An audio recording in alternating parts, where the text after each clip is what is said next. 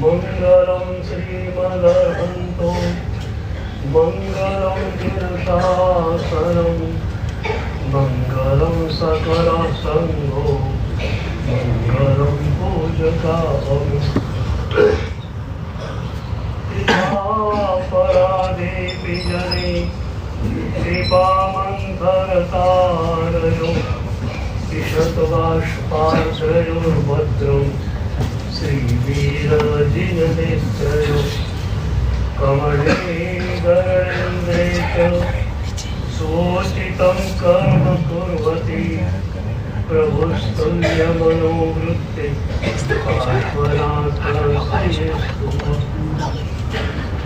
ज्ञानध्यानक्रियाधिकार्य कुशल प्रद्युम्नजेता गुरु आन्तरलोचन वेकमस्ति सुतरां श्रुत्वास्थितं यस्य वै ओंकारेण सुसेवितोऽपि सततम् ओंकार सेवापर सोऽयं सौम्यमनः सदा विजयते श्रीसिद्धेश्वरेश्वर सोऽयं सौम्यमनः सदा विजयते श्रीभद्रसूरीश्वर सोऽयं सौम्यमनः सदा विजयते ओंकारसूरीश्वर सोऽयं सौम्यमनः सदा विजयते अरविन्दसूरीश्वर मुनयोऽपि सर्वे गृह्णन्ति भिक्षा भ्रमणस्य काले मिष्टान्नपानं वरपूर्णकामा स गौतमो यच्छतु वंचितम्। पूज्यपाद आनंद घनजी भगवंतनी परावार ऋषभ दिनेश्वर प्रीतम महाहरे જે ક્ષણે પ્રભુના પરમ પ્રેમમાં આપણે ડૂબીએ છીએ એ જ ક્ષણે આપણી મનોસ્થિતિ પૂરીની પૂરી બદલાઈ જાય છે. ભક્તિ સ્તોત્રોની દુનિયામાં એક શિરમોર સ્તોત્ર છે મધુરાષ્ટક. એનું ધ્રુવ પદ છે મધુરાધિપતે રખિલમ મધુરમ. માધુર્યના અધિપતિ જે પરમાત્મા છે એમનું બધું જ મધુર હોય. ચલનમ મધુરમ વચનમ મધુરમ મધુરાધિપતે રખિલમ મધુરમ. પ્રભુ સોનાના કમળ ઉપર ચાલતા હોય એ જોવાનું કેટલું તો મજાનું લાગે. અને પ્રભુ સમૂહ શરણમાં બેસીને દેશના આપતા હોય ત્યારે તો આપણે ક્લીન બોન્ડ જ થઈ જઈએ. પ્રભુ માધુર્યના અધિપતિ છે અને એથી પ્રભુના જીવનની એક એક ક્ષણ મધુરી છે. આપણે 5 કલ્યાણકો કહીએ છીએ પણ એ તો બહુ મોટી મોટી મધુરી ક્ષણોને પકડવામાં આવી છે. બાકી પ્રભુનું પૂરું જીવન, જીવનની એક એક ક્ષણ કલ્યાણક છે. તો પ્રભુનો પરમ પ્રેમ જ્યારે આપણને મળી જાય, આપણું મન સંપૂર્ણતયા બદલાઈ જાય છે. પછી પ્રભુનું હોય એટલું જ મજાનું લાગે. કોઈ વાત કરતું હોય તો તમે વચ્ચે કહી દો, મારા ભગવાનની વાત કરો છો, મારા ભગવાનની વાત કરતા હો તો કરો, બાકી બીજી કોઈ વાત મારે સાંભળવી નથી. એ પ્રભુની આજ્ઞાને સાંભળવાની પણ મજા, એ આજ્ઞાને પાળવાની તો ઓર મજા. અમારા બધાના ચહેરા ઉપર જે આનંદ દેખાય છે, એ આનંદ આજ્ઞા પાલનનો આનંદ છે. 100 વર્ષ પહેલાની એક ઘટના કહું. 8 વર્ષનો એક દીકરો, જન્માંતરીય વૈરાગ્યની ધારામાં જોબીને આવેલું વ્યક્તિત્વ. આચાર્ય ભગવંત ગામમાં પધાર્યા. થોડા દિવસનો સત્સંગ અને એની વૈરાગ્યની ધારા પુનઃ પ્રવાહિત થઈ ગઈ.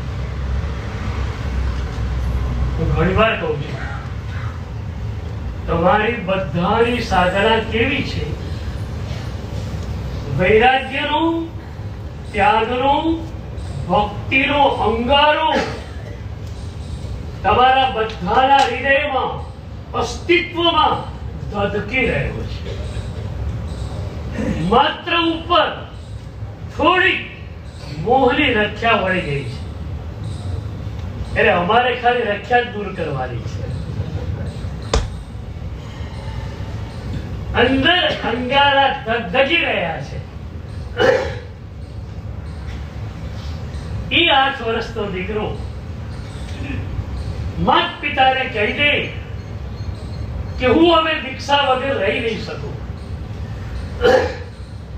માત પિતા પણ પ્રભુ શાસનને સમર્પણશીલ.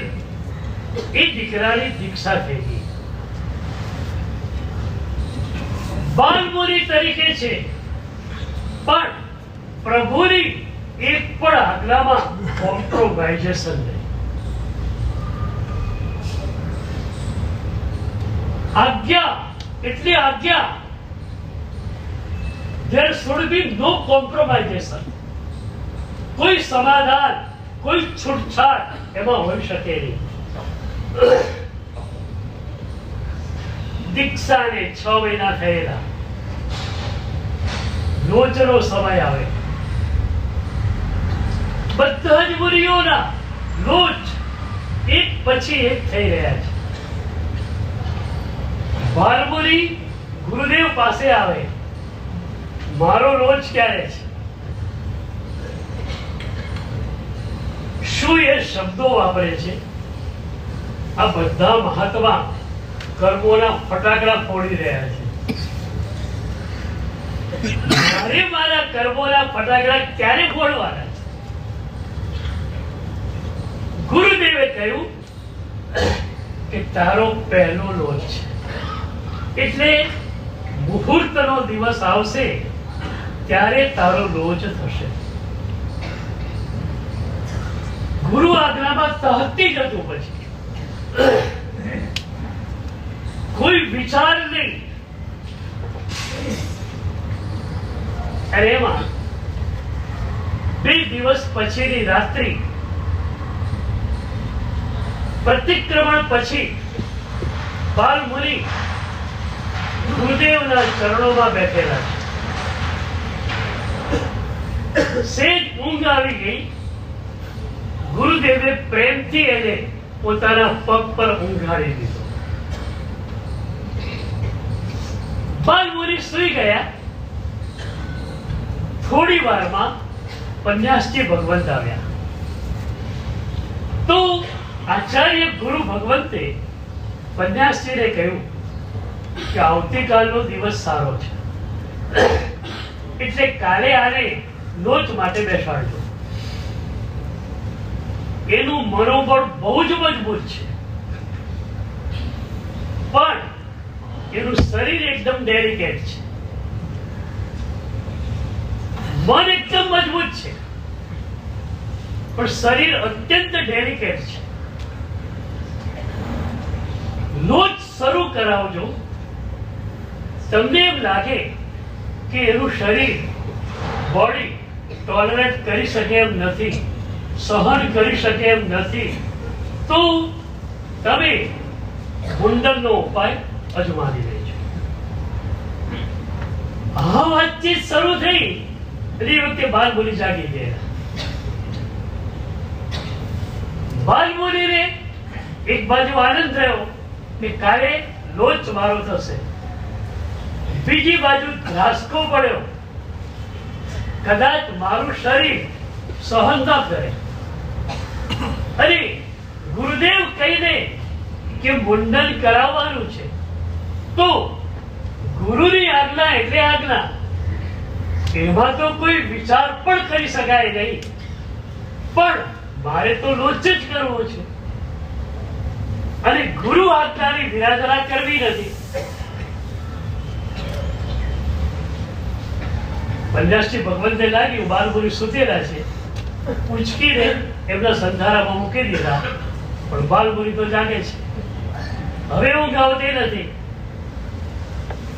9, 10, 11 બધા જ મહાત્મા સૂઈ ગયા. એ વખતે બાલમુનિ તો જાગતા જ હતા. ઉઠ્યા, દંડાસળ હાથમાં, અને જ્યાં લોચ થતો હતો એ ઓરડી પાસે ગયા. રક્ષા તૈયાર હતી, થાળ તૈયાર હતો.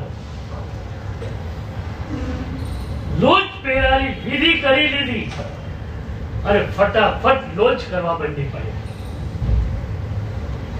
લોચ કરાવવો અઘરો છે, કરવો બી અઘરો છે. બાવડા રહી જાય, મૂળમાંથી વાળ કાઢવાના. પણ આત્મશક્તિ, પ્રભુ શક્તિ, એ નાનકડા હાથમાં પ્રભુની શક્તિ ઉભરે. અત્યારે નાના નાના બાળકો સિદ્ધિ તપ કરે, અટકાઈ કરે, કોની શક્તિ? માત્ર પ્રભુની શક્તિ. અમારી સંયમ સાધના સારી રીતે ચાલે તો એની પાછળ માત્ર ને માત્ર પ્રભુની કૃપા છે.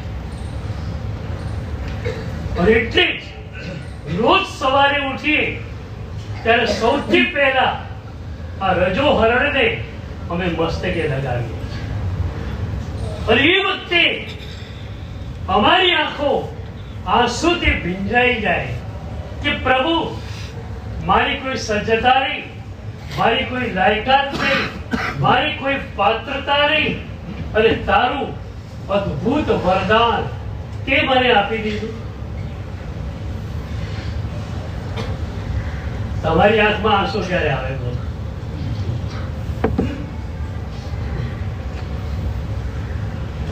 રોજ સવારે પ્રતિક્રમણ કરતા હો, એ ચરણો અને મુપત્તિ તમે હાથમાં લો, આંખમાં આંસુ આવે કે ના આવે?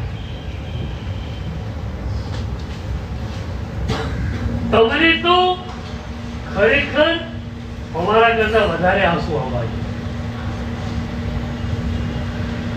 અને એનું કારણ છે, તમને એમ થાય કે પ્રભુની કેટલી કરુણા, કે પ્રભુએ પોતાના ચતુર્વિધ સંઘમાં મને સ્થાન આપ્યું. પ્રભુએ એમ ન કહ્યું કે જે સાધુ બને, સાધ્વી બને, સંસારને છોડી દે, મારી આજ્ઞાને સંપૂર્ણતયા પાળે, એને હું મારા ધર્મ સંઘમાં સ્થાન આપું. જેને સંસારમાં રહેવું છે એને મારા ધર્મ સંઘમાં સ્થાન કેમ આપવું એમ પ્રભુએ કહ્યું નથી. પ્રભુએ તમને પણ પોતાના ધર્મ સંઘમાં સ્થાન, કે જે શ્રાવક, જે શ્રાવિકા સંસારમાં રહે છે પણ જેનું મન મારી આજ્ઞા તરફ જ કેન્દ્રિત થયેલું છે, એને મારા ધર્મ સંઘમાં હું સ્થાન આપું. પ્રભુએ તમને પોતાના ધર્મ સંઘમાં સ્થાન આપ્યું. આનાથી મોટી કઈ ઘટના હોઈ શકે? હવે તમે ચરમણો અને મુપત્તિ હાથમાં લો. તમારી આંખો ભીની ન બને તો નવાય. અને પ્રભુની પાસે જાઓ ત્યારે શું થાય? આદિશ્વર દાદાની પાસે, ધર્મનાથ દાદાની પાસે તમે જાઓ ત્યારે શું થાય? દર્શન પ્રભુના 3 રીતે થાય છે. એક રીત તો બરોબર નથી. કોરી કોરી આંખોએ થતું દર્શન એ તો પ્રભુને પણ સ્વીકાર્ય નથી. બીજું દર્શન એ છે જે ભીની ભીની આંખે થઈ રહ્યું છે. એ બહુ મજાની ઘટના છે. આંખોમાંથી આંસુની ધાર નીકળતી હોય, એના કારણે સામે રહેલા પ્રભુનું દર્શન સ્પષ્ટ ન થતું હોય, અને એ વખતે ભીતરની અંદર પ્રભુનું દર્શન ચાલુ થશે. તો બીજું દર્શન છે ભીની ભીની આંખે થયેલું દર્શન. અને એક ત્રીજું દર્શન છે. એ દર્શન બડી ઓર મજાનું છે. તમારી આંખો કોરી છે અને તમારે પ્રભુના ભીના રૂપનું દર્શન કરવું છે. હવે શું કરશો?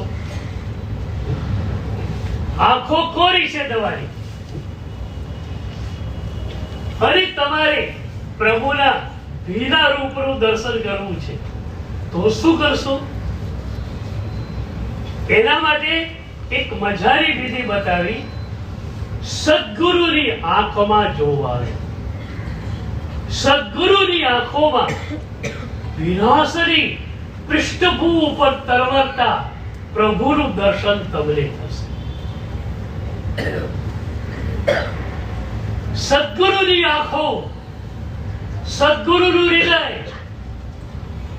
માત્ર પરમાત્માની છલોછલ થયેલું છે. હું સદગુરુને બાળી જેવા કહું. એક બાળીની આઈડેન્ટિટી શું હોય? જે લોખંડની ગ્રીલ છે કે સ્ટીલની ગ્રીલ છે, એ બાળી આવી કોઈ આઈડેન્ટિટી હોતી નથી. બાળીની આઈડેન્ટિટી એક જ છે. તમે જ્યારે છતની નીચે છો, ભીતોની વચ્ચે છો, ત્યારે અસીમ અવકાશ જોડે તમને જોડી આપે તે બારી. સદગુરુ આ બારી જેવા છે. ઘણી વાર કબાટ અને બારી બહારથી તમને સરખા લાગતા હોય. તમે ખોલો અને ભીત તો કબાટ, ખોલો અને કાંઈ જ નહીં તો બારી. ગુરુ એટલે પરમ રીતાપન, પરમ ખાલીપન, પરમ વિભાવ શૂન્યતા. અને એ વિભાવ શૂન્યતાની અંદર પરમ ચેતનાનો અવકાશ ઉતરે છે. એટલે ઘણીવાર ગુરુ ચેતના અને પરમ ચેતનાને એકાકાર થયેલી સંઘટના તરીકે વર્ણવવામાં આવેલ છે. ક્રમ એવો છે: ગુરુ વ્યક્તિ, ગુરુ ચેતના અને પરમ ચેતના. તમે સાધનામાં પ્રવેશ કરશો, ઇનિશિયલ સ્ટેજ પર જશો, એ ગુરુ વ્યક્તિ દ્વારા જશો, પણ એ પછી ગુરુ ચેતના પકડાશે. જ્યાં જ્યાં ગુરુ તત્વ છે ત્યાં ગુરુ ચેતના છે. એટલે ગુરુ વ્યક્તિથી તમે શરૂઆત કરો છો, ગુરુ ચેતનામાં તમે ડૂબી જાઓ છો. તમે જે ઘટનાને ગુરુ વ્યક્તિ કહો છો, એ ઘટના ભીતરથી ગુરુ ચેતના છે. તમારા ગુરુ ચંદ્રશેખર વિજય મહારાજ સાહેબ, જય ઘોષ સુરી દાદા, રાજેન્દ્ર સુરી દાદા, એ ગુરુદેવ જે છે તમારી તરફ ગુરુ વ્યક્તિ રૂપે છે, પણ એમના તરફ એ ગુરુ ચેતના છે. કારણ એમની ચેતનામાં પ્રભુ ચેતના ઉતરેલી છે. પ્રભુ ચેતના અને ગુરુ ચેતના જો એકાકાર થયેલા છે. મહોપાધ્યાય યશો વિજય મહારાજે સ્તવનામાં એક મજાનો ઈશારો કર્યો. જસ કહે સાહિબ મુગતીનું કર્યું તિલક નિજ હાથે. ઈશારો ક્યાં છે? સદગુરુ આજ્ઞા ચક્રને દબાવે. યોગિક દુનિયામાં આજ્ઞા ચક્રની નીચે સંસાર છે, આજ્ઞા ચક્રની ઉપર મોક્ષ છે. સદગુરુ તમારા આજ્ઞા ચક્રને પુશ કરે અને તમે સાધના માર્ગમાં વેગથી દોડવા. કેવા વેગથી દોડો? 15મા સ્તવનમાં આનંદ ગ્રંથિ ભગવંતે કહ્યું, દોડત દોડત દોડ્યો જેથી મનલી રહેતો. આ વેગ સાધનાનો આવે ક્યારે? સદગુરુ શક્તિપાત કરે ત્યારે. તો હવે સ્તવનામાં શબ્દો શું આવ્યા? જસ કહે સાહિબ મુગતીનું કર્યું તિલક નિજ હાથ. પ્રભુએ મારા કપાળમાં મુક્તિનું તિલક કર્યું. એટલે કે પ્રભુએ આજ્ઞા ચક્રને દબાવ્યું. એકચ્યુઅલી પ્રભુએ દબાવ્યો નથી, ગુરુએ દબાવ્યો છે. પણ ત્યાં ગુરુ ચેતના અને પ્રભુ ચેતના બેઉને એકાકાર થયેલી સંઘટના તરીકે વર્ણવી દીધી. તો સદગુરુ પરમ શુદ્ધ બનેલી ઘટના અને એ પછી પરમ પૂર્ણ બનેલી ઘટના. તમે પણ વિભાવ શુદ્ધ બની જાઓ, સ્વભાવ પૂર્ણ બની જવાના. વિભાવ શુદ્ધ તમે બનશો કે અમારે તમને બનાવવાના? ગુરુ પૂર્ણિમા ગઈ ને, ઘણા લોકો આવેલા. ગુરુ પૂર્ણિમાનું હિન્દુ વિઝન બહુ જ પ્યારું છે. ભક્ત એમ માને છે કે રોજ સદગુરુ મારા પર વરસી રહ્યા છે, રોજ વરસી રહ્યા છે. પણ મારે ઋણ મુક્તિ કઈ રીતે કરવી? તો હિન્દુ પરંપરાએ એક મજાની આ પદ્ધતિ રાખી કે 359 દિવસ ગુરુ તમને આપ્યા કરશે, ગુરુ તમારા ઉપર વરસ્યા કરશે. એક દિવસ એવો છે જ્યારે તમે સદગુરુને કંઈક આપી શકો. હવે સવાલ એ થાય કે સદગુરુને આપવું શું? જે પણ સારું તમારી પાસે છે એ કોણે આપેલું? જે પણ સારું તમારી પાસે છે એ સદગુરુએ આપેલું છે. તો એના ઉપર તો તમારી માલિક જ નથી. તો હવે વિભાષણ થાય, શું આપવું ગુરુને? ત્યારે રસ્તો કાઢ્યો કે તમારો કચરો આપી દો.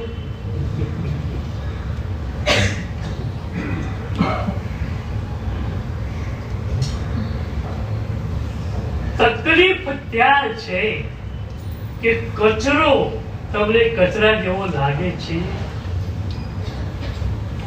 આ રાગ, આ દ્વેષ, આ અહંકાર તમને કચરા જેવા લાગે છે. કચરા જેવા લાગ્યા, આપી દો સદગુરુને, અમે તૈયાર છીએ લેવા માટે. અરે હું તો છે ને ગુરુ પૂર્ણિમા રોજ માટે કહી આપું. બોલો તમને રોજ તમારે કચરો આપવો હોય, આપણે રોજ ગુરુ પૂર્ણિમા આવી જાઓ.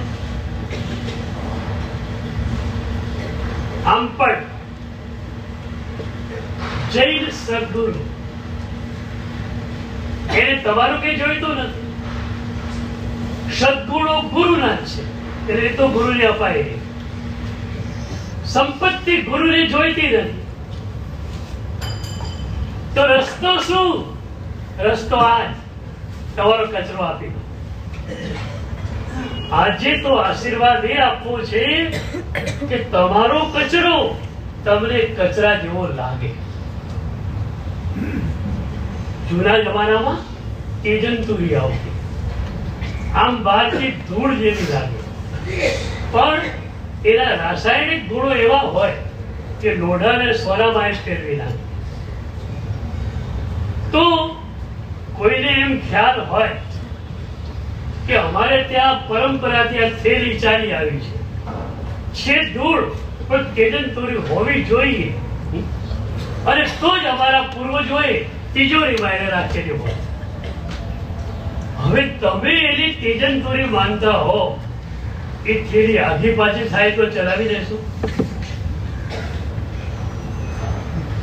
કબાટ સાફ કરવા કદાચ શ્રાવિકાએ એ થેલીને લીધી, મૂકવાની ભૂલી ગઈ તો એ ચલાવશો? ક્યાં ગઈ પેલી થેલી? તેજંતુરી છે. પણ કોઈ જાણકાર આવે અને કહી દે કે તમે ભલે માનતા હો તેજંતુરી, આ ધૂળ જ છે, નદીની ચોખ્ખી રેત છે, આમાં બીજું કાંઈ જ નથી. અખતરો કરવો હોય તો કરી લો, લોઢું લાવો, ધૂળનો ઉપયોગ કરો, કશું જ થયું નહીં. પેલાને ખ્યાલ આવે કે આ ધૂળ છે, હવે શું કરે?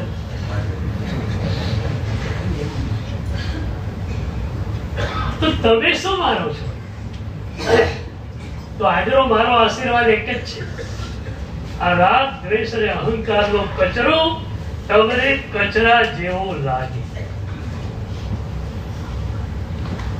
બાલમુનિ રોજ શરૂ કરી દીધો. 11 થી 2 3 કલાકમાં રોજ પૂરો. સંધારામાં જઈને સુઈ ગયા. સવારે 5 વાગે રોજના નિયમ પ્રમાણે ગુરુદેવના ચરણોમાં આવે. અંધારું હતું, ગુરુદેવના ચરણોમાં માથું મૂક્યું. બાલમુનિએ ગુરુદેવે માથા ઉપર હાથ ફેરવ્યો અને ચમકી ગયા. અરે તારા વાળ ક્યાં ગયા? કાલે રાત્રે તું મારી જોડે સૂતો હતો, વાકડિયા વાળ તારા, હું તારા વાળમાં હાથ ફેરવતો હતો, અત્યારે વાળ નથી, શું થયું? એ વખતે બાલમુનિ જે બોલે છે ને, એ શબ્દો યાદ રાખજો. તમને લાગે કે જન્માંતરીય ધારા વિના આ શક્ય નથી, અને એના માટે મારો એક ખાસ શબ્દ છે, ફાઉન્ડેશન બર્થ. આ જન્મને હું પાયાનો જન્મ કહું છું. ભૂતકાળમાં સાધના થઈ કે નહીં ખબર નથી, આ જન્મમાં એવી સાધના કરો જે અસ્તિત્વના સ્તર ઉપર જાય, અને અસ્તિત્વના સ્તર પર ગયેલી સાધના આવતા જન્મે તમારી સાથે આવે. નાનકડો 5 વર્ષનો વજ્રકુમાર, અને એને ઓઘો ગમી જાય. કારણ શું? ગત જન્મની સાધના વજ્રકુમાર ગત જન્મમાં દેવલોકમાં હતા. અષ્ટાપદની યાત્રાએ ગયેલા. ગૌતમ સ્વામી ભગવાન મળ્યા. ગૌતમ સ્વામી ભગવાને આશીર્વાદ આપ્યો, ધર્મ લાભ. દેવ પૂછે છે કે ગુરુદેવ ધર્મ એટલે શું? અને ગુરુદેવે સાધુ ધર્મ અને શ્રાવક ધર્મની વાત કરી. એ દેવના આત્માને સાધુ ધર્મ ગમી ગયો. દેવના ધર્મમાં તો સાધુ થવાતું નથી. એ કે છે ગુરુદેવ, આવતા જન્મમાં હું કદાચ મનુષ્ય બનું અને ત્યાં નાનપણમાં મારે દીક્ષા મળી જાય એના માટેનો માર્ગ બતાવો.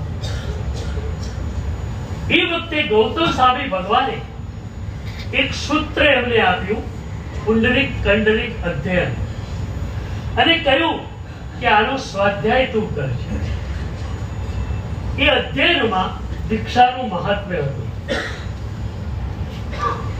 એ દેવનો આત્મા રોજ 500 વાર એ સૂત્રનો સ્વાધ્યાય કરતો હતો. તમારો સ્વાધ્યાય કેવો ચાલે છે?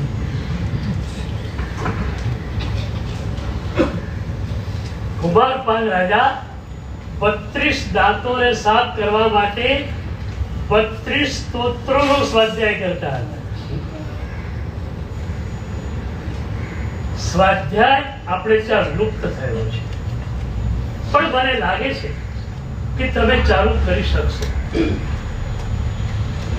જ્યારે સમય મળે સારા પુસ્તકો રાખી મૂકો. ઓફિસે પણ બેઠેલા છે. એક બહાર ગયો, બીજો આવવાનો છે, વચ્ચે 10 મિનિટ મળી, પુસ્તક લઈ એને વાંચવા માંડો.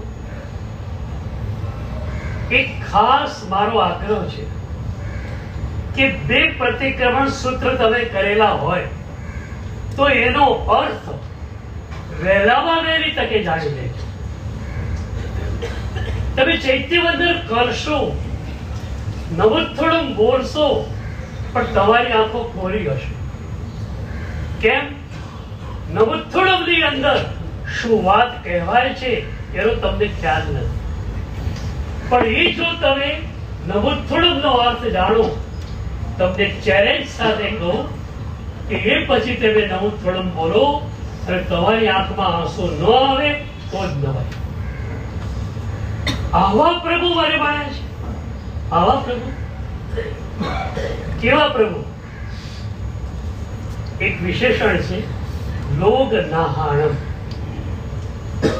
પ્રભુ લોકના નાથ છે.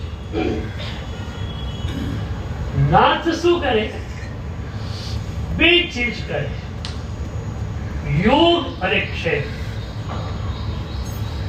જે સાધના તમને નથી મળી એની પ્રાપ્તિ કરાવવી એ યોગ. જે સાધના મળેલી છે પણ થોડી શિથિલ બની ગઈ છે એને ઉદ્દીપ્ત કરવી એ ક્ષેમ. તો સદગુરુ જ યોગ ક્ષેમ કરે એમ નહીં. પ્રભુ કહે છે હું તારું યોગ અને ક્ષેમ કરી દઉં. તમને સાધના આપવાનું કામ પ્રભુ કરે. તમારી એ સાધના યાવત જીવ સુધી ટકે એના માટે પ્રભુ કામ કરે. બોલો તમારે શું કરવાનું છે? આવા પ્રભુ આપણને મળ્યા હોય આપણે હોવારી ન જઈએ. ખરેખર જે પ્રભુની ભક્તિ આપણે આ જન્મમાં માણવી છે એ નવોત્થોડમ સ્તોત્ર દ્વારા તમે મેળવી શકશો. જ્યાં તમને એ પ્રભુના મહિમાનો ખ્યાલ આવશે. આવા પરમાત્મા મધુરાધિપતિ રખિરમ મધુરમ. આ મારા ભગવાન, એમનું બધું જ મધુરું મધુરું, બધું જ પ્યારું પ્યારું. અમે લોકો પહેલા પ્રભુના સંમોહનમાં પડ્યા અને પછી અમને રજોહરણ મળ્યું. સૌથી પહેલા પ્રભુનું સંમોહન. અને એમ લાગે કે પ્રભુ વિના, પ્રભુની આજ્ઞા ધર્મ વિના એક ક્ષણ નહીં રહેવાય, તો શું કરવું? રજોહરણ સ્વીકારીએ તો પ્રભુની સાથે 24 કલાક રહી શકાય. એટલે જ મેં પૂછેલું કે અમારી ઈર્ષા આવે છે, આવે છે ઈર્ષા? એકદમ આનંદમાં, એકદમ મજામાં છીએ. અમારો એ આનંદ તમને ગમી ગયો? હવે એટલો વાત તો કરો. ઈર્ષાની વાત માંગીઓ મોકલી. અમારો આનંદ તમને ગમી ગયો ભાઈ? તો ક્યારે પૂછવા તો આવો કે સાહેબ તમારી પાસે બહારથી તો કઈ જ નથી, અમને ખબર છે તમે પરમ ત્યાગી છો, વિરાગી છો, તો આટલો બધો આનંદ તમારી પાસે ક્યાંથી આવે? બધી ત્યારે અમે કહીશું કે પ્રભુ અમને મળ્યા, બસ આનંદ જ આનંદ છે. પ્રભુ મળ્યા પછી એક પણ ક્ષણ વિષાદમાં, પીડામાં ગઈ નથી અને જવાની નથી. આ જાણ્યા પછી અમને પણ પ્રભુનું સંમોહન લાગે. ભલે દીક્ષા કદાચ ન પણ મળી શકે, પણ શ્રાવકપણાની અંદર પ્રભુની જે ભક્તિમાં એક્સ્ટ્રીમ પોઈન્ટ આવે એ તમે મેળવી શકો. આપણે ત્યાં 3 યોગ કયા: જ્ઞાન યોગ, કર્મયોગ અને ભક્તિ યોગ.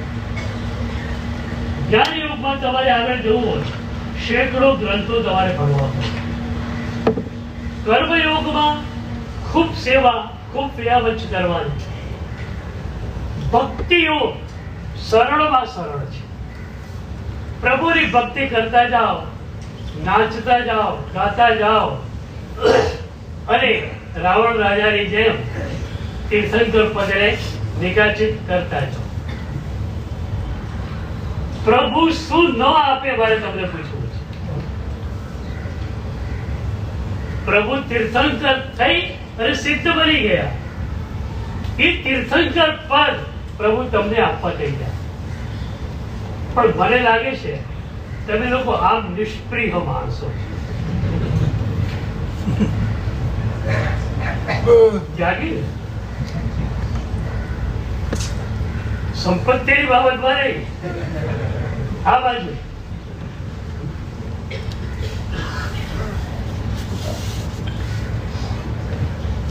આપણે ત્યાં એક લોક કથા આવે છે. એક યતિજી એક ગામમાં ગયેલા. એમનું વ્યાખ્યાન બહુ સારું, આખું ગામ વ્યાખ્યાનમાં આવે. એક શેઠ, આમ નગર શેઠ, પણ વ્યાખ્યાનમાં આવે નહીં. એમને તો પૈસો એને પરમેશ્વર. શેઠાણી જે હતા એ ધર્મિષ્ઠ હતા. એમણે ગોરજી મહારાજને કહ્યું કે અમારા શેઠ છે, આવતા જ નથી વ્યાખ્યાનમાં. આવતીકાલે હું પરાળે એમને મોકલીશ, લાલ પાઘડી પહેરીને આવશે, બીજા કોઈને એવી પાઘડી નહીં હોય. તો તમે એમને જરા આગળ બોલાવજો, જરા થોડું માન સન્માન આપજો, એટલે આવતા થઈ જાય. જૈન સાધુ તો કોઈને માન સન્માન આપે જ નહીં. કરોડપતિ તમે હો તો બેસો પાછળ આવે. તો સ્પષ્ટ કહું છું, આ ધર્મ સભા પ્રભુની ધર્મ સભા છે. અહીંયા માત્ર વીરતી ધરોની જ કિંમત છે. સામાયિક વાળા આગળ આવી જાઓ, ઔષધ વાળા આગળ આવી જાઓ. તમે કરોડપતિ જો પાછળ બેસો. અહીં પૈસાની કોઈ વેલ્યુ નથી. પણ આ ગોરજી મહારાજ હતા. બીજે દિવસે શેઠાણીએ કહ્યું આજે વ્યાખ્યાનમાં જવું પડશે, નહીં જાવ તો રસોડામાં હણતા. શેઠ કોમરે પણ વ્યાખ્યાનમાં આવ્યા. શેઠ આવ્યા, ખબર પડી ગઈ, ગોર મહારાજે આગળ બોલાયા. શેઠે વંદન કર્યું, ગોરવાલાજી સામે હાથ જોડે. શેઠ કે મહારાજ સાહેબ તમે શું કરો છો? તમે મને પગે લાગો. તો ગોર મહારાજ કે તમે મને પગે કેમ લાગ્યા? અરે તમે તો ત્યાગી છો. ત્યારે યતિજીએ કહ્યું કે મેં તો ત્યાગ કચરાનો કર્યો, સંપત્તિનો, ઘરનો. તમે પ્રભુનો ત્યાગ કર્યો, તમે મોટા ત્યાગી છો.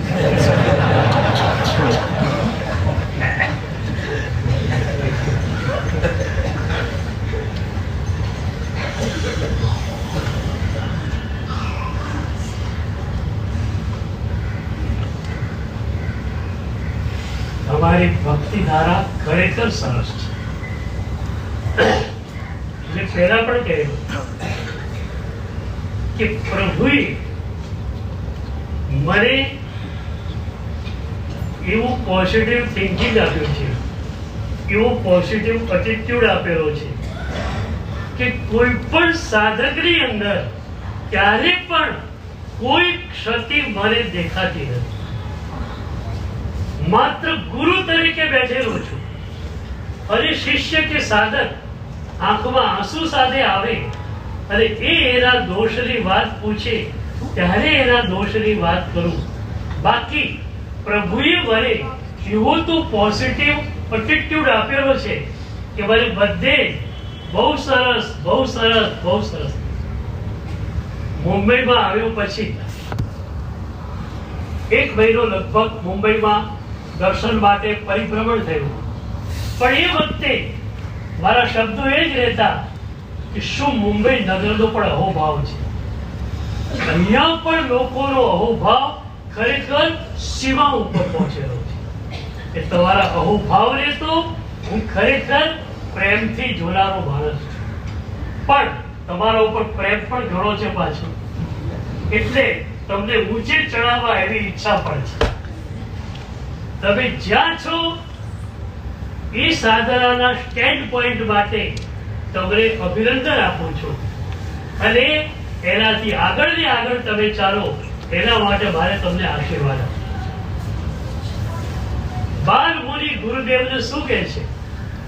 ગુરુદેવ, રાત્રે હું જાગતો હતો, આપ પંજાબી ભગવંતને કહેતા હતા એવું સાંભળી ગયેલો. મને વિચાર થયો કે મારે તો લોચ કરવો જ છે, એટલે રાત્રે 11 થી 2 માં મેં મારા હાથે લોચ કર્યો.